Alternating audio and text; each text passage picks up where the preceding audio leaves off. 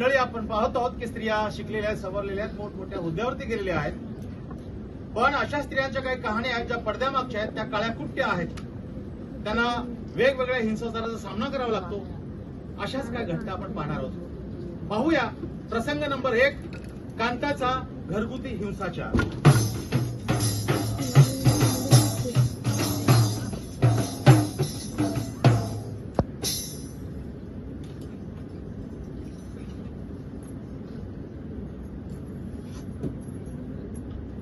कांता, हा आले आले हे कांता, हा आले क्लास दिसतो तुला?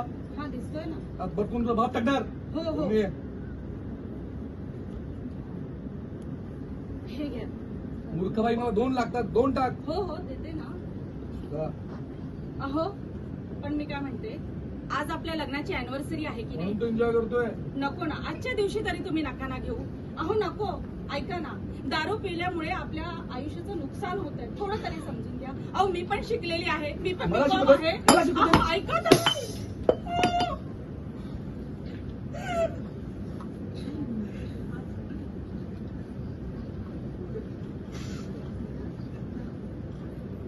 मेरी, आपकी, हम सब की तरह शायद हमारी नारियों की यही कहानी है.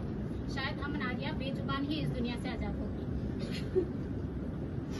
बघितलंच म्हणणं आज आमच्यासारख्या स्त्रिया ज्यांची उत्तरोत्तर प्रगती होत चालली आहे, सुनीता विल्यम्स, कल्पना चावला यांसारखी प्रगती आमच्या स्त्रिया जातीच्या स्त्रिया करत आहेत. पण पण पण आजही माझ्यासारख्या BCom MBBS असलेला माझा मुलगा, कर्नल असलेला माझा नवरा, पण आजही माझ्या आयुष्यात मला 25 वर्ष लग्नाला झाली तरी तीच यातना, तेच दुःख सहन करावं लागत आहे. चूल मूल रांधीवाडा उष्टी काढा यातच माझं आयुष्य चाललंय. तुम्हीच सांगा मंडळी, याच्यातून आम्हा स्त्रियांना न्याय मिळणार का? सांगा ना, सांगा.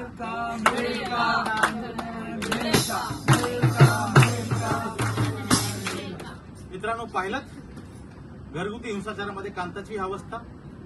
ही पुढे ऑफिसमध्ये काम करणाऱ्या महिला संदर्भात कशा पद्धतीने त्यांचं लैंगिक शोषण होतंय, पाहूया प्रसंग दुसऱ्यामध्ये.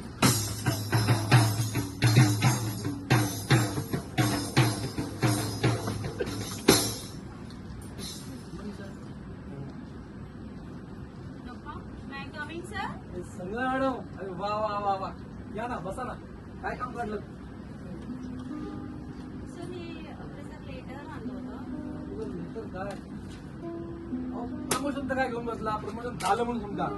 तुमच्या का हुशार, कर्तबगार आणि म्हणून म्हणजे सुंदर स्त्रीला प्रमोशन नाही मिळणार, मग कोणाला मिळणार? अहो, प्रमोशन झालं म्हणून समजा. तुम्हाला स्त्रियांची मोठी मोठी स्वप्न असतात. आम्ही बसलो ना इकडे ते पूर्ण करण्यासाठी. पण म्हणतात ना, कुछ पाने के लिए कुछ खोना पडतं मॅडम. तुम्ही वेगळी आहात का मॅडम? तुम्ही काय करताय? मी त्यातली नाही. Shit man, I had this male डॉमिनन्सी.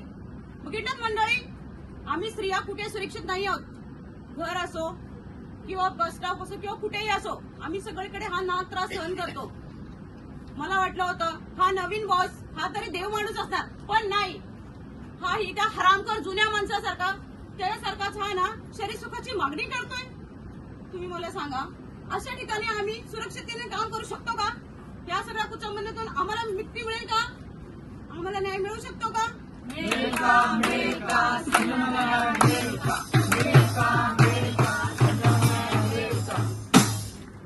ही झाली ऑफिसची कहाणी. पण मित्रांनो, महिला ज्या वेळेला सार्वजनिक ठिकाणी प्रवास करतात, बसमधून असो, ट्रेनमधून असो, तिथेही त्यांना कशा प्रकारे त्यांना या त्रासाचा सामना करावा लागतो, पाहूया जरा.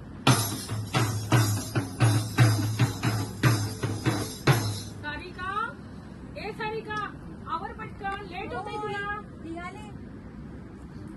बापरे, बराच उशीर झाला. बस भेटते की नाही?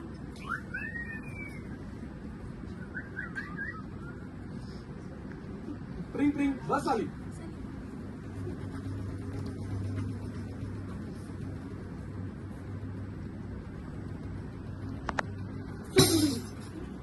नॉनसेंस, तुझे दिख नहीं रहा है क्या? सामने बच्ची खड़ी है, ठीक से खड़े रहे ना. मेरे मैडम, जा यहाँ पीछे से. धक्का, मैं क्या करूं? सामने रहने की जा यहाँ से.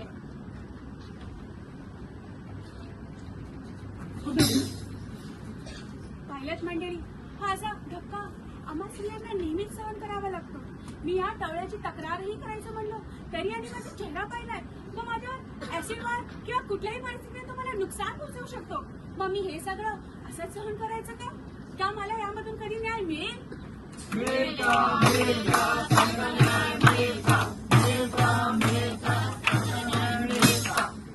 मित्रांनो, या जरा शहरातल्या गोष्टी. ग्रामीण भागातली परिस्थिती वेगळी नाहीये. तिथं सुद्धा स्त्रियांना अशा प्रकारे दबावाला बळी पडावा लागेल. पाहूया पुढचा प्रश्न.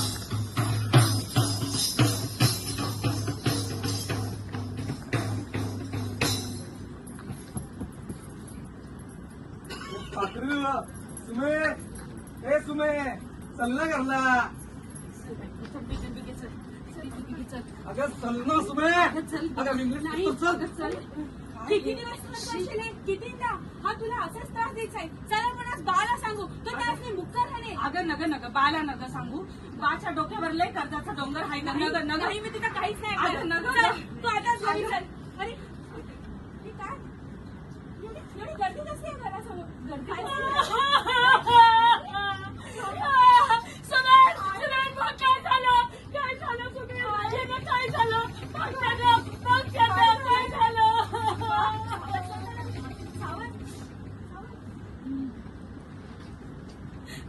बघितलं मंडळी, एक बळीराजा, पुन्हा एक बळीराजाचा आत्महत्येने जीव गेला. कोण जिम्मेदार आहे याला? लय प्रामाणिक निस्वार्थी मनाने आमच्यासाठी पिवळं सोनं करून आम्हाला लेकरा बाळांना पोसायचा. हा, माझ्यासारख्या खालच्या जातीच्या पोरीचा आज डोक्यावरचं छप्पर गेलं हो. हा, आणि तो टवाळखोर येऊन माझी छेडछाड करतो, कधी माझ्या शरीराची लचके तोडे. कोण आमचं संरक्षण करेल? मिळेल का माझ्यासारख्या या अबलेला, माझ्यासारख्या शेतकऱ्याच्या ह्या गरीब मुलीला न्याय मिळेल का?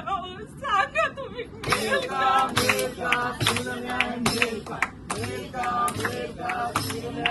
का? मंडळी, कायदा हा गरिबांसाठी नाहीच आहे मुळी वाटतं, आणि कायदा हा श्रीमंताच्या घरचा पाहुणा आला वाटतं. किंबहुना असं वाटतंय कायदा जिवंत आहे का? होशियार होशियार होशियार. होय मी कायदा. होय मी कायदा. कायद्याला कोणी हलक्यात घेऊ नये. कायदा खंबीर आहे सर्व गोष्टींना आणि घटनांना न्याय देण्यासाठी. आताच आपण पाहिलेले चारही प्रसंग यांना आपण लिगल एड मार्फत न्याय देऊ शकतो. जसे की पहिला प्रसंग कांता मिळवणाऱ्या घरगुती हिंसाचार प्रकरणी आपण तिला महिला संरक्षण कायदा 2005 अंतर्गत तिच्या पतीवर कारवाई आणि त्याला योग्य ती समज देऊन कांताला तिच्यासारख्या अनेक स्त्रियांना न्याय मिळू शकतो. आपण पाहिलं प्रसंग नंबर 2, कामाच्या ठिकाणी होणारे लैंगिक अत्याचार 2013 अंतर्गत आपण तिला न्याय मिळवून देऊ शकतो. तसेच प्रसंग नंबर 3 मध्ये सारिकाला तिला होणाऱ्या सार्वजनिक ठिकाणी महिला छेडछाड प्रकरणी महिला प्रतिबंधक कायदा 1996 अंतर्गत तिला देखील न्याय मिळू शकतो. भारतीय न्याय संहिता अंतर्गत 29 आणि 78 कलमा अंतर्गत आपण या महिलेला अश्लील छळ या अंतर्गत पण तिला न्याय मिळवून देता येऊ शकतो. कारण न्याय हा प्रत्येकाचा मूलभूत अधिकार आहे. न्याय हा प्रत्येकाचा मूलभूत अधिकार आहे. न्याय हा प्रत्येकाचा मूलभूत अधिकार आहे. तू झेप घे नव्याने तू श्वास घे. तू तर स्वैर, तू तर मुक्त. नवलाईच्या स्वातंत्र्यात तू स्त्रीला खंबीरपणे आधार दे. ऐक्याचे, सौख्याचे अन कायद्याचे आभाळ दे. मग बघ स्त्री ब्रह्मांडाला नव्याने जन्म देईल. तुमची माझी साऱ्यांची प्रेमाने काळजी घेईल. जय हो जय हो जय हो. जय जयकार हो. स्त्री अस्तित्वाचा जय जयकार हो.